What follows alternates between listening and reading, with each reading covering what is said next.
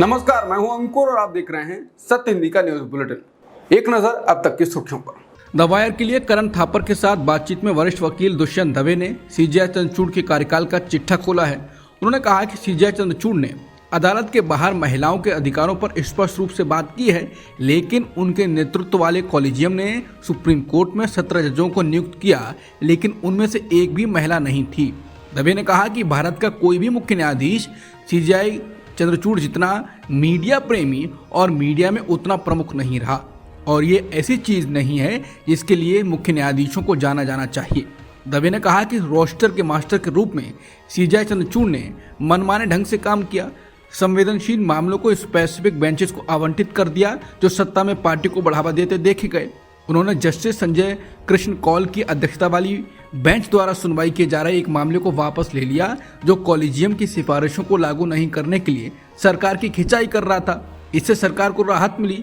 दवे ने कहा कि सीजेआई चंद्रचूड़ का आचरण काफी हद तक प्रतीकात्मक था, जैसे अदालत में एक क्लिनिक को फिर से खोलना, अदालत के लॉन पर एक संकेत लगाना, न्यायाधीशों और उनकी पत्नियों के लिए फिल्म लापता लेडीज की स्क्रीनिंग, लेडी जस्टिस की एक नई प्रतिमा का अनावरण करना और उसकी आंखों से पट्टी हटाना, उसकी तलवार के स्थान पर संविधान की प्रति रखना आदि।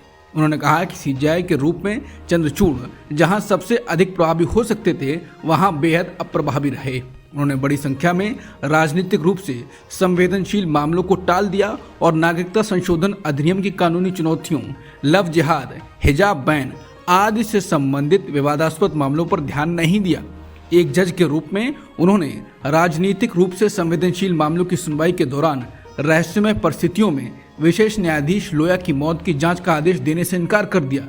दवे ने कहा वो उस बेंच का भी हिस्सा थे जिसने हादिया मामले में राष्ट्रीय जांच एजेंसी यानी एनआईए द्वारा जांच का आदेश तक दे दिया।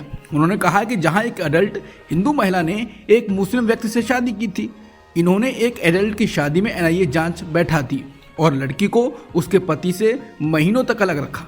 महिला अंततः सुप्रीम कोर्ट के सामने पेश हुई और कहा कि उसने अपनी मर्जी से शादी की है। ये सुप्रीम कोर्ट के चेहरे पर मूर्खता की छाप थी और फिर इनको जांच बंद करनी पड़ी। अगर एक हिंदू लड़की मुस्लिम से शादी कर ले तो सुप्रीम कोर्ट एनआईए जांच नहीं शुरू करता है। उन्होंने साफ कहा कि उनको संविधान की तरफ झुकाव रखना चाहिए था, सत्ताधारी लोगों की तरफ नहीं। दवे ने सीजेआई चंद्रचूड़ द्वारा किए गए फैसलों पर सवाल उठाए, जिसमें अनुच्छेद 370 को निरस्त करने की संवैधानिकता, चुनावी बॉन्ड के बदले में जांच के लिए एसआईटी गठित करने से इनकार, अयोध्या फैसला और जय शाह को बीसीसीआई सचिव बनने में सक्षम बनाने के लिए 3 न्यायाधीशों की पीठ द्वारा फैसले में बदलाव शामिल। वरिष्ठ वकील दुष्यंत दवे ने सीजेआई चंद्रचूड़ की उस चिंता पर जवाब दिया कि इतिहास उन्हें कैसे याद रखेगा, उनकी क्या लेगेसी होगी। दवे ने करण थापर को दिए इंटरव्यू में कहा कि सीजेआई चंद्रचूड़ की विरासत को भूल जाना बेहतर है। हमें भूल जाना चाहिए कि उनके कार्यकाल में सीजेआई के दफ्तर में क्या क्या हुआ, और ये मैं जिम्मेदारी के साथ कह रहा हूँ। जिसके बाद लोग उस पर टिप्पणी कर रहे हैं, वो कह रहे हैं कि भक्तों के अलावा कोई भी उनके विचार से असहमत नहीं होगा। सीजेआई जिस प्रकार से अपने फैसलों पर जो कारण और तर्क दे रहे हैं और गणेश चतुर्थी पर मोदी को अपने घर पर बुलाने पर जो सफाई दे रहे हैं, वो गिल्टी माइंड की शब्दावली है।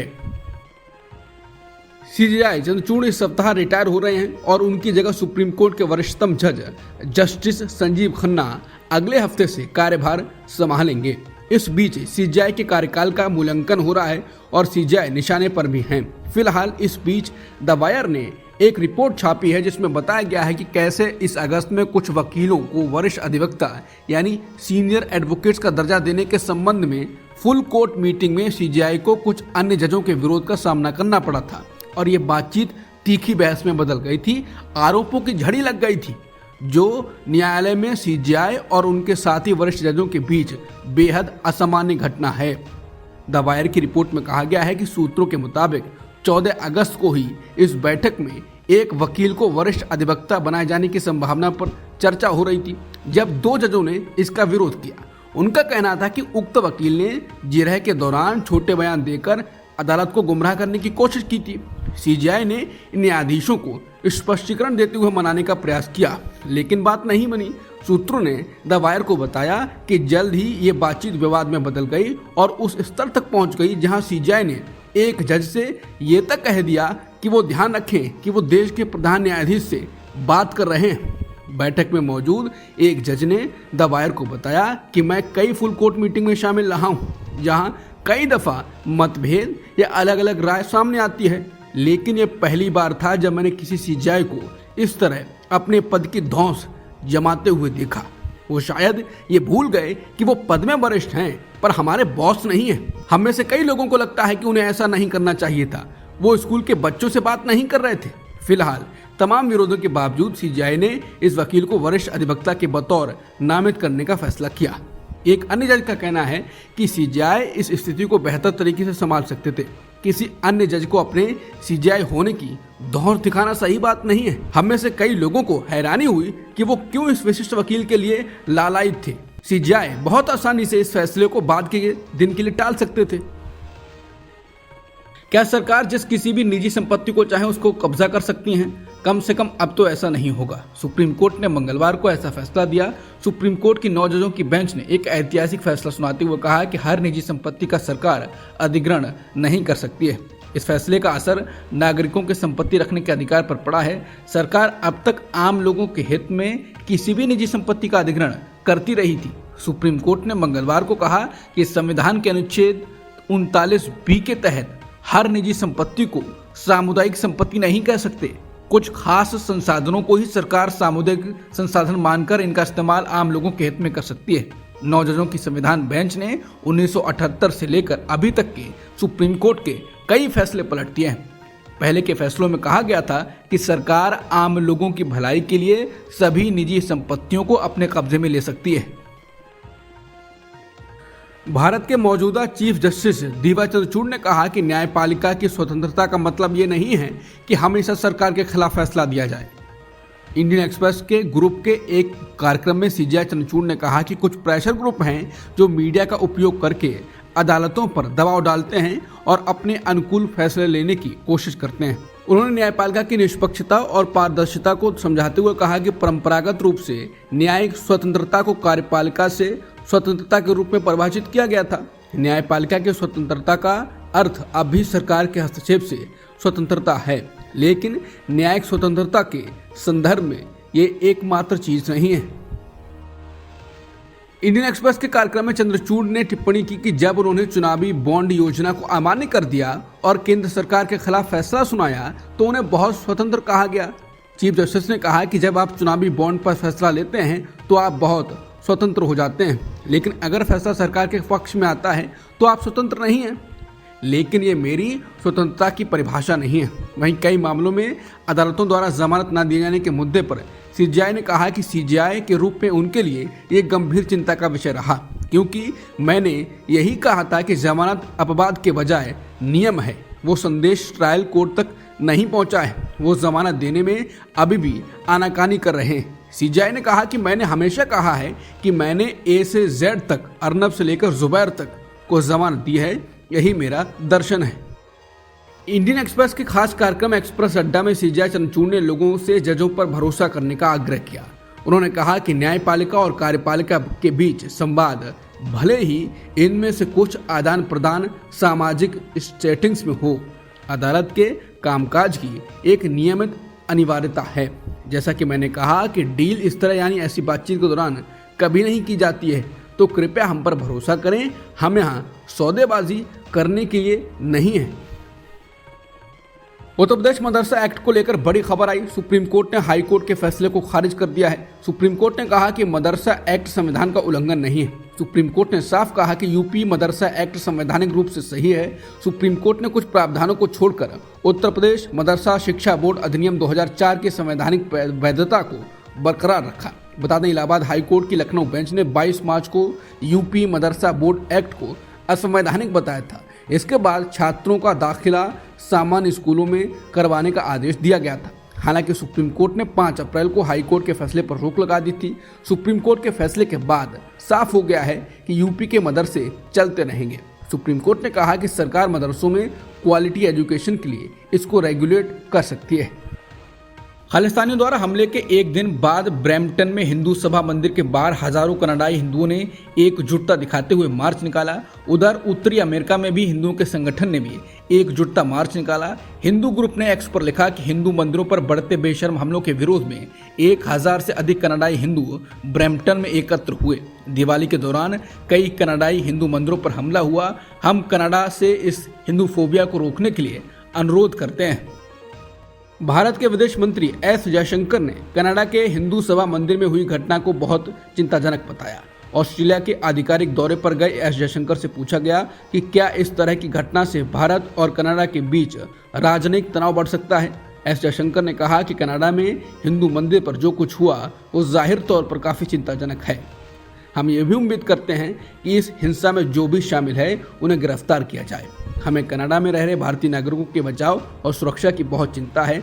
बता दें, इस मामले पर भारत के प्रधानमंत्री ने भी सोशल मीडिया साइट एक्स पर एक पोस्ट के जरिए घटना की आलोचना की थी। महापर्व कहे जाने वाला छठ की आज नहाय खाए के साथ शुरुआत होगी।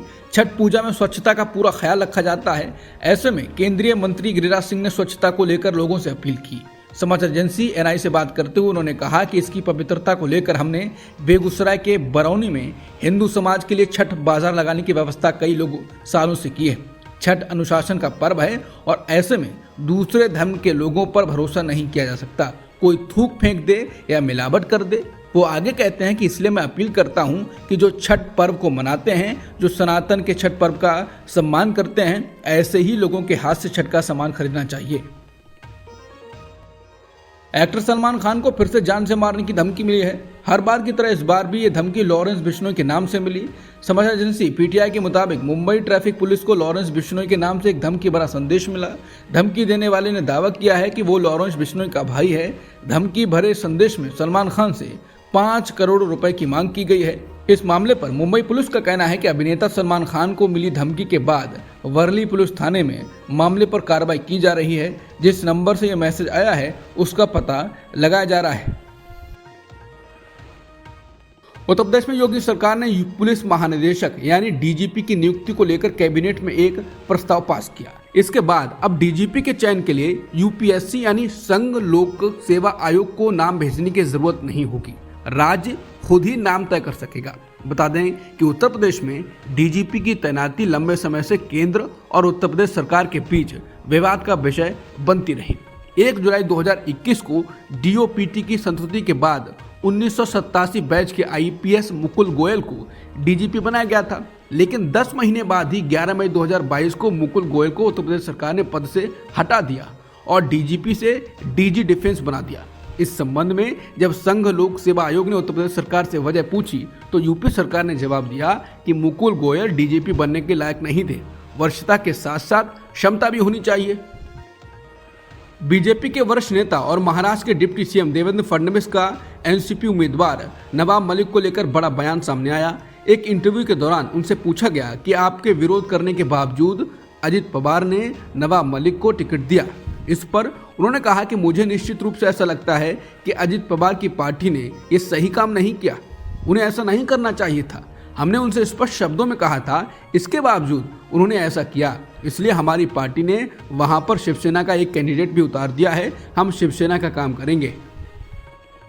अमेरिका में राष्ट्रपति चुनाव के लिए वोटिंग शुरू होने से पहले डेमोक्रेटिक पार्टी की उम्मीदवार कमला हैरिस के समर्थन में तमिलनाडु के गांव थुलासेंद्रापुरम में पोस्टर लगाए गए। कमला हैरिस के नाना और नानी भारत के दक्षिणी शहर चेन्नई से 300 किलोमीटर दूर एक छोटे से गांव थुलासेंद्रापुरम में रहते थे। बता दें, अमेरिकी राष्ट्रपति चुनावों में डेमोक्रेटिक पार्टी की उम्मीदवार कमला हैरिस का मुकाबला पूर्व राष्ट्रपति और रिपब्लिकन पार्टी के उम्मीदवार ट्रंप से है। हालांकि कुछ जगहों पर भगवा कपड़े पहनकर खुद को संत कहने वाले लोगों ने भी ट्रंप की जीत के लिए यज्ञ किए हैं। अमेरिका के अगले राष्ट्रपति को चुनने के लिए कुछ घंटों में वोटिंग शुरू होने वाली है। इन चुनावों पर दुनिया भर की नजर बनी हुई है। माना जा रहा है कि इस बार का मुकाबला काफी करीबी हो सकता है। अब तक की सुर्खियों में इतना ही। बाकी खबरों के लिए बने रहिए सत्यहिंदी.com के साथ।